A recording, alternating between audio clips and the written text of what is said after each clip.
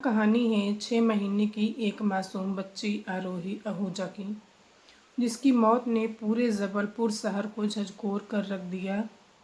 शुरुआत में मामला एक आम गुमशुदगी का लगता है, लेकिन जैसे जैसे पुलिस जांच आगे बढ़ाती है वैसे वैसे सामने आती है एक दिल दहला देने वाली सच्चाई कि मासूम की कातिल कोई और नहीं बल्कि उसकी खुद की माँ रितु आहूजा है। घटना की शुरुआत होती है 14 दिसंबर 2014 मध्य प्रदेश के जबलपुर ज़िले के सिविल लाइन इलाके में रहने वाले व्यापारी सुशील आहूजा और उनकी पत्नी रितु आहूजा के घर पर सुबह सुबह उनकी 6 महीने की बेटी आरोही गायब हो जाती है। रितु का कहना था कि वह बच्ची को झूले पर लिटा कर नहाने गई थी और जब वह बाहर आई तो बच्ची लापता थी। परिवार में हड़कंप मच जाता है, पुलिस को बुलाया जाता है। एक माँ का रो रो कर बुरा हाल था। पूरे इलाके में तलाश शुरू होती है लेकिन कोई सुराग नहीं मिलता। 72 घंटे बीत जाते हैं लेकिन बच्ची का कोई पता नहीं चलता। ना फिरौती का, ना कोई कॉल आता है, ना ही कोई संदिग्ध नजर आता है। पुलिस को शक होता है कि कोई साधारण किडनैपिंग नहीं हुई है। वो इलाके की सारी सीसीटीवी खंगालना शुरू करती है। एक फुटेज में एक महिला स्कूटी पर एक थैला लिए जाती दिखती है, उस समय जब आरोही लापता हुई थी। जब फुटेज जूम किया गया तो परिवार पहचानता है कि वो महिला कोई और नहीं बल्कि बच्ची की रितु माँ है। सच सामने आता है जब पुलिस रितु को हिरासत में लेती है। पहले तो वो इनकार करती है, लेकिन कड़ाई से पूछताछ के बाद सारी सच्चाई वो पुलिस को बता देती है। वो कबूल करती है कि उसने ही अपनी 6 महीने की बच्ची को एक थैले में डालकर शहर के इलाके की एक गंदी नाली में जिंदा फेंक दिया है। उसका कहना था कि बच्ची बहुत रोती थी, जिससे उसे चिड़चिड़ापन होने लगा था। घर के पहले ही 3 साल का एक बेटा था। दोनों बच्चों की देखभाल करना उसके लिए मुश्किल हो रहा था। मानसिक तनाव से जूझ रही रितु ने सोचा कि इस परेशानी से छुटकारा पाने का यही एक तरीका है कि बच्ची को ख़त्म कर दिया जाए। रितु आहूजा पोस्टमार्टम रिपोर्ट में डिप्रेशन नाम की एक मानसिक बीमारी से जूझ रही थी।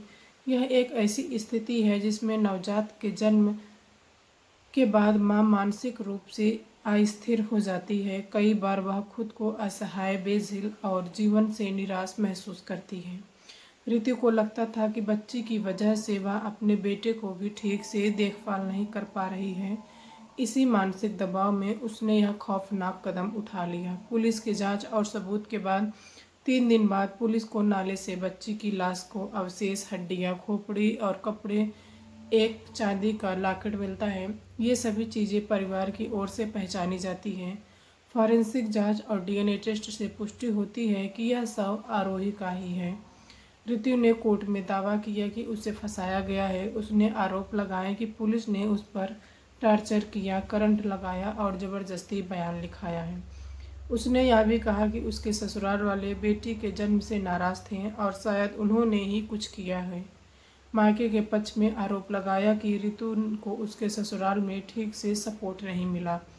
कोर्ट ने माना कि मकसद का स्पष्ट प्रमाण नहीं है, लेकिन यह भी कहा कि हत्या का मकसद का न मिलना अपराध का न होने का प्रमाण होता है।